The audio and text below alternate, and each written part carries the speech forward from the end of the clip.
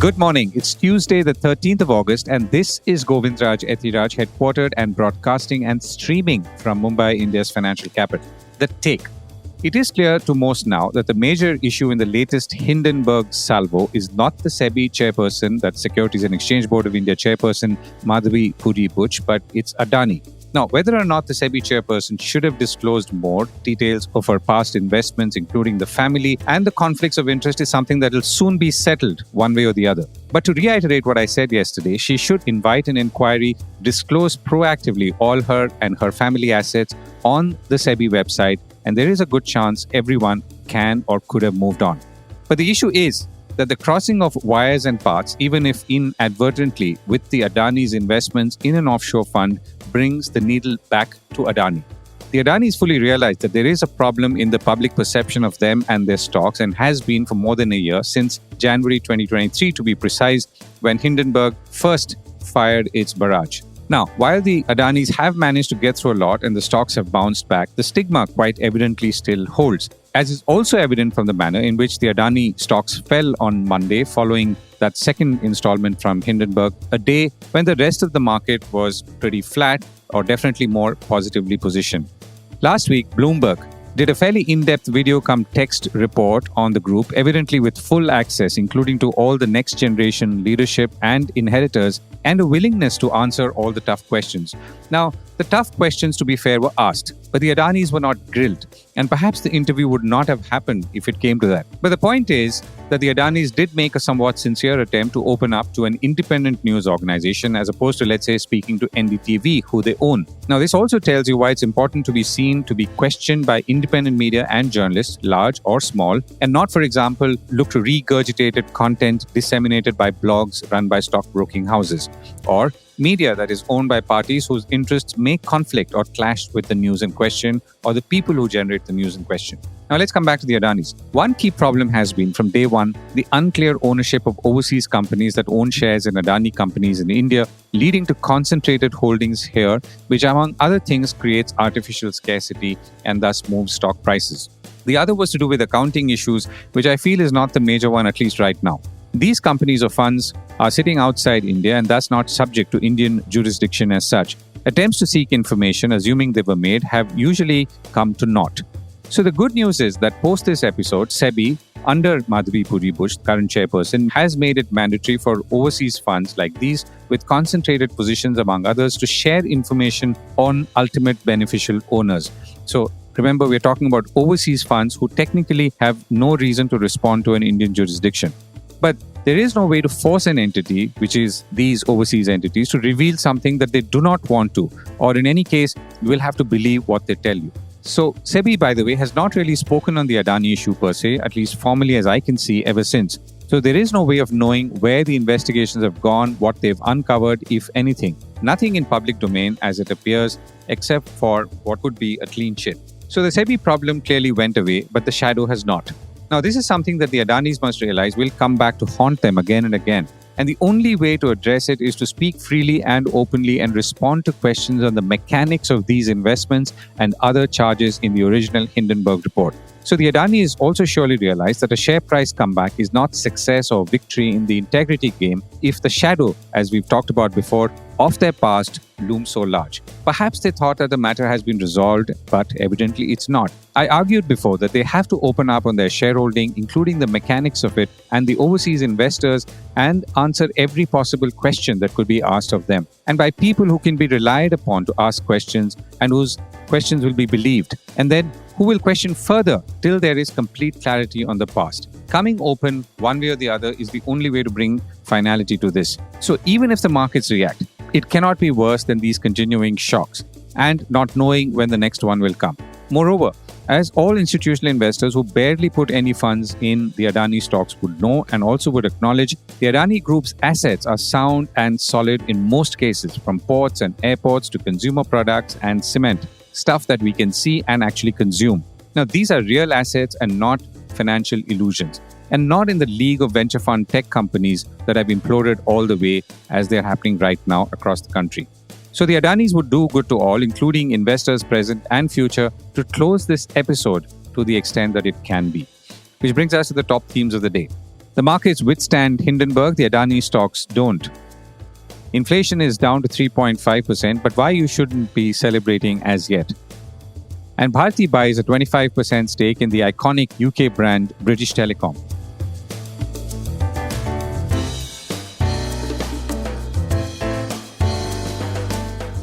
This is a core report with Govindraj Ethiraj. The markets hold flat. After starting on the back foot on Monday amidst the latest salvos in the Hindenburg Sebi row, the BSE Sensex and NSE Nifty pulled back from initial losses to end Monday's seesaw session on a flat note. The Sensex lost about 57 points to close at about 79,649. The Nifty 50 fell 20 points to 24,345. In general, while the markets were seesawing, they did not react to the Hindenburg salvo as such, though many of the 11 Adani Group stocks that are listed came under pressure, and some of them lost between 2 and 4% more than the market, which, like we said, was quite flat. Elsewhere, the rupee slipped again to its weakest closing level on Monday, aligning with a decline in Asian currencies and a possible intervention from the Reserve Bank, which ensured it did not fall further, according to Reuters. So the rupee closed at 83 rupees 97 paise against the US dollar after closing at 83 rupees 95 paise in the previous session. The Reserve Bank of India likely sold dollars to limit further depreciation in the currency, traders told Reuters. Elsewhere, and quite interestingly, Bloomberg is reporting that foreign investors have now pulled a record amount of money from China in the last quarter, likely reflecting their deep pessimism about the country. China's direct investment liabilities in its balance of payments dropped almost $15 billion in the April to June period, marking only the second time this figure has turned negative, according to data from the State Administration of Foreign Exchange released Friday and reported by Bloomberg. And should that decline continue for the rest of the year, it would be the first annual net outflow since at least 1990, when comparable data begins. Foreign investment into China has slumped in recent years after hitting a record $344 billion in 2021, said Bloomberg, which also pointed out that while the slowdown in the economy and rising geopolitical tensions have led companies to reduce their exposure, the rapid shift to electric vehicles in China has also caught foreign car companies off guard, prompting some of them to withdraw or even scale back their investments. Inflation drops to the lowest in 5 years. India's inflation numbers have now dropped below the Reserve Bank of India's target for the first time in nearly 5 years. Inflation, as represented by the Consumer Price Index, rose about 3.5% in July from a year earlier, according to data from the Ministry of Statistics and Program Implementation released on Monday evening. Now, that's the slowest pace since August 2019 and below a median forecast of a 3.6% increase predicted by economists in a Bloomberg survey. Inflation had climbed 5%, or about 5.08 to be precise, percent that is, in June. So lower food prices were a key driver of these lower inflation numbers, and of course the high base effect, which we'll come to shortly. Economists polled by Reuters had forecast inflation at 3.65%, based on a higher print in July last year when inflation had hit a 15-month peak of about 7.4%. Prices of food, which account for nearly half of retail inflation, rose only about 5.4% from last year in July compared to about 9.3% in June. Vegetable prices rose about 6.8% year-on-year in July against about 29% in the previous month. So I reached out to Aditi Nayar, chief economist of rating agency ICRA, and I began by asking her what one should take away from the latest CPI data and what one should not take away. So today's number is a little bit lower than we had expected, but the fact that it was going to fall substantially between last month's print and this month's print was sort of fairly well known. And so it's not a surprise that we've got inflation coming in significantly lower than the last month, although it has come in a little bit lower than what we were actually forecasting for this month. Now, a large part of the drop in the headline inflation number is really coming from a favorable base effect, which means that inflation was so high at this time last year that optically we're getting a lower inflation number. And that is something that may not necessarily sustain at the same pace going ahead. So we need to take this drop in the headline number with a pinch of salt because it's going to be transient and it's not indicative of the fact that inflation is going to remain sub 4% over an extended period of time. It could remain below 4% in the current month, but not really going into September and beyond. Okay, so if I were to ask you to illustrate that, so let's say vegetable inflation was running at about 27%, and right now it's showing at about 6.8%. So if a year ago I bought 100 rupees worth of vegetables, when it was running at 27%, it would mean that a year later I would be paying about 127 rupees. And if we are now saying that inflation has come down to 6.8%, or let's say 7% or thereabouts, what would that mean? So that means that last year, the vegetable prices went up so much between June and July that this year they're only 6% higher than what they were in July of 2023. Possibly what we need to look at in the current context is the month-on-month change. Vegetable prices went up by 14% between May and June, and they've gone up again by 14% between June and July. Okay, so overall I'm still paying about 7% more than what I was paying a month ago. 7% more than what you paid a year ago, and 14% more than what you paid last month. Right. So in that sense, inflation is not really in control, at least when it comes to, let's say, the vegetables and food part of it. Yeah, the battle isn't won on that front at all. For a lot of the other parts of food inflation, we've had this pickup in the monsoon in the last month and a half. Kharif sowing is about 1.5% above last year. Generally, the trends are looking favorable. But the last 6 weeks of the monsoon are quite crucial. If we get extended periods of very heavy rainfall, then that is also something that can be damaging. So there's still quite a lot of water to really go under the bridge between now and the end of the monsoon season before we can feel very comfortable on the outlook for food inflation. Anything else that's standing out for you in the overall consumer price inflation basket, Aditi? So the core inflation, which is the CPI basket without food and fuel, and we also remove petrol and diesel for transport, that number has inched up a little bit because of the telecom price hikes that happened in the month of July. And again, this was expected. We knew that this was going to happen. But I think more broadly, we do think that core inflation will continue to inch up over the rest of this year. Particularly, if we do think that robust domestic demand is going to be the underpinning of our GDP growth, then it's very unlikely that services inflation will be muted. Because, services are something that we really can't trade. So, a situation where global demand is in the doldrums and commodity prices are low can benefit us as an importing nation. And it can help to bring our domestic output prices lower and boost demand further if our domestic demand is already healthy. But when domestic demand is healthy, services is not something that you can import from the rest of the world. Services is something which you produce and consume largely domestically. And therefore, that is a price bucket which starts to go up. Right. And what's your outlook at this point? I mean, so one is you've clearly already highlighted not the problem, but let's say the fact that there is a base effect and therefore one should not pop the champagne too soon. What else are you looking out for in coming months? So this month will be quite interesting. We are looking at a lot of essential commodities prices being on the higher side this month as well. But vegetable prices are relatively less badly behaved in the current month so far. So let's see how the rest of the month turns out. And if we are able to kind of have a flattish print in August, my sense is that we may even get a slight dip. So I don't think that the July 3.5% is the bottom. I suspect we're going to get a slightly softer print in August unless perishable prices really spike between now and the end of the month. So August may be the bottom, and then we go back to being the range of 4 to 4.8% or so in terms of the monthly prints from September to March. Right. That gives us a good sense. Aditi, thank you so much for joining me. Bharti acquires iconic brand British Telecom.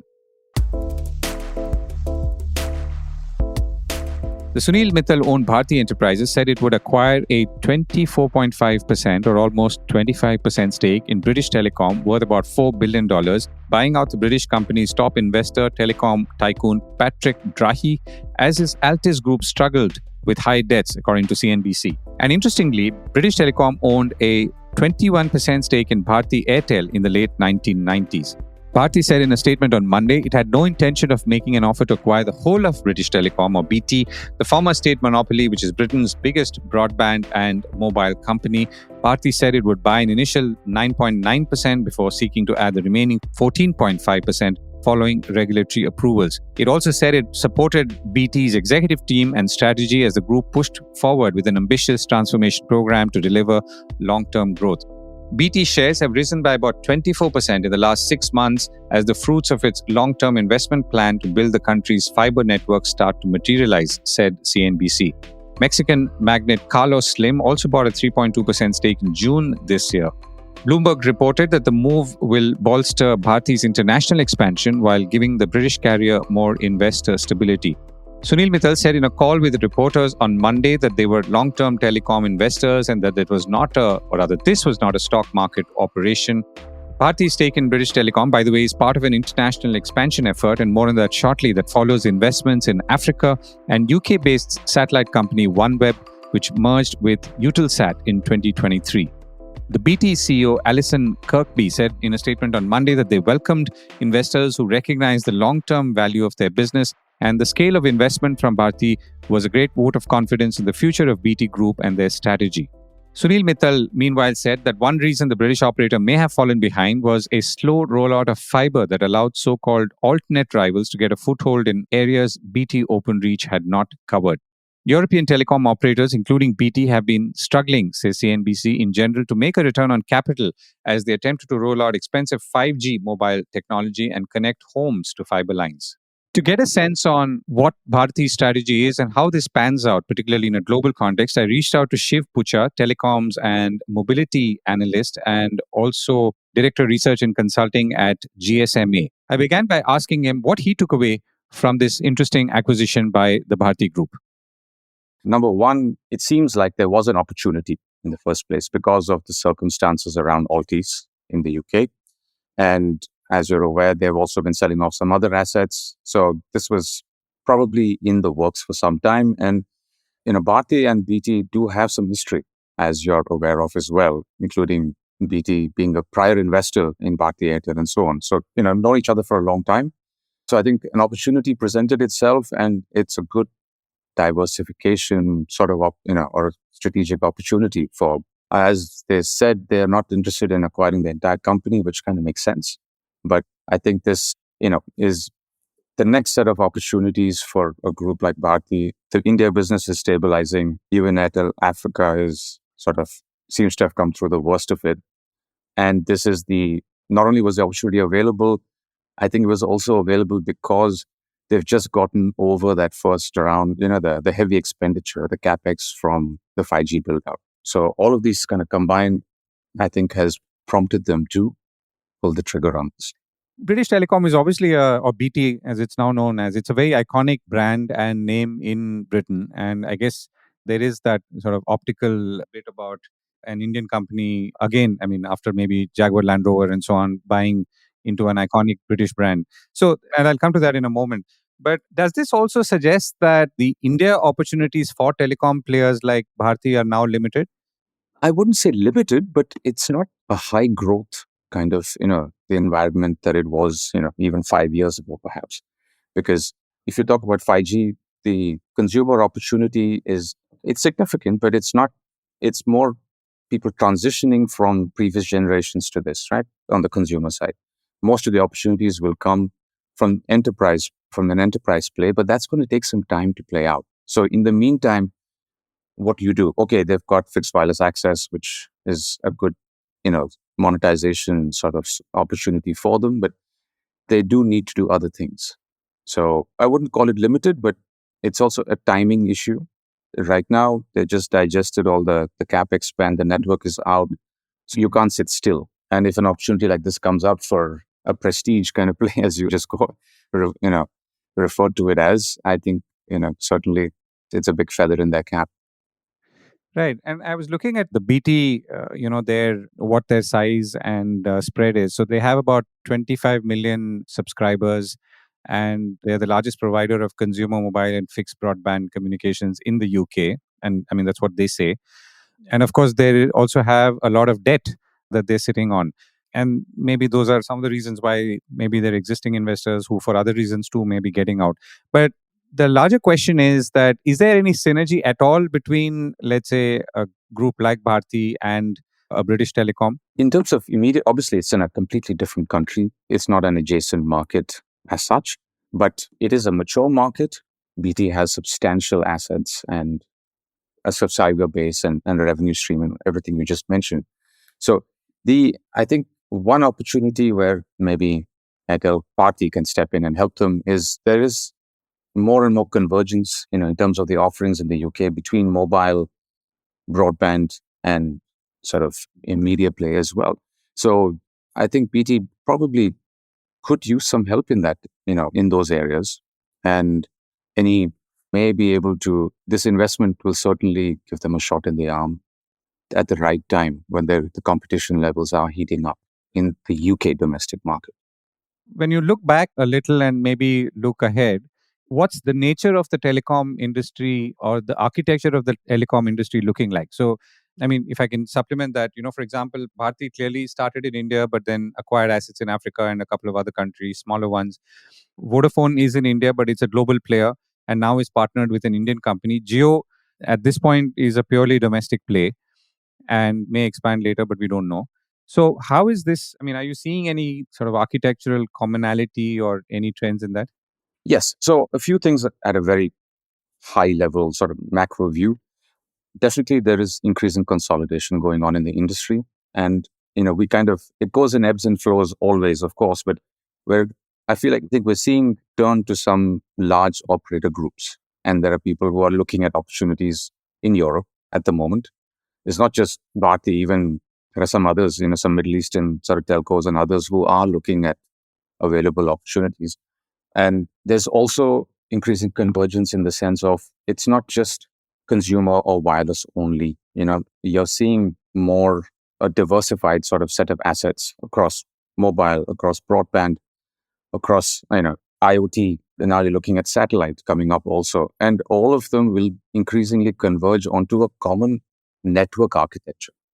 And there will be, on the enterprise side, people don't sort of realize that BT has a strong enterprise sort of focus as well, which would certainly help, Bharti at a time when, the UK and India are talking about FTAs and lots of other, business convergence as well, right?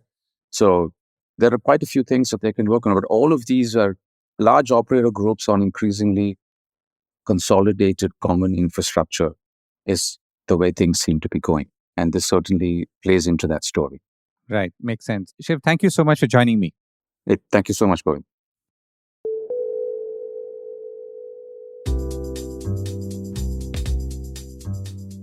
Hi, and before I go, here's a meetup announcement. We've been hearing from a lot of you, particularly as feedback to our newsletters and, of course, our podcast, which you're listening to right now.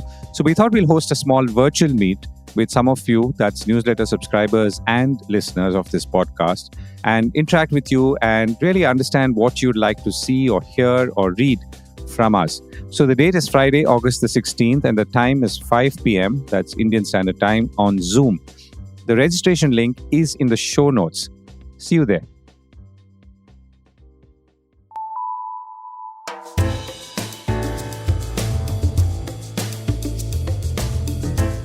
That was the Core Report with me, Govindraj Ethiraj. Do stay connected with more of our coverage at the Core. You can check out our website or sign up to our newsletter for our exclusive stories, one in-depth feature a day on www.thecore.in. Do also track us on LinkedIn, where we usually post synopses or extracts of our top stories and interviews. We would love your feedback on how we can make business more interesting and relevant, including, of course, India's vibrant manufacturing sector. So write to us at feedback@thecore.in. And thank you once again for listening.